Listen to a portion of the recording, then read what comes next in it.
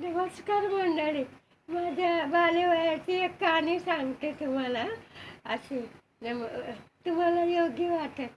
आमच्या आईबापाच्या घरी ना धंदा असायचा, घोंगड्यांचा, चादरींचा.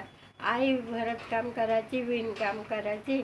मोठं गुदाम असं त्यांचं, उहाल. आणि त्यांच्या घरी ना 2 गाया होत्या आणि 2 बकऱ्या.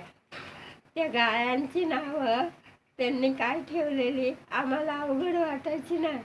एकीचं नाव दगडाबाई आणि एकीचं नाव धोंडाबाई. गाया मस्त खिलारी होत्या, दूध देणाऱ्या. आणि गायांची नावं कुणीतरी लोकांना अवघड वाटायचं की एवढी दगड धोंडा का नाव ठेवलंय.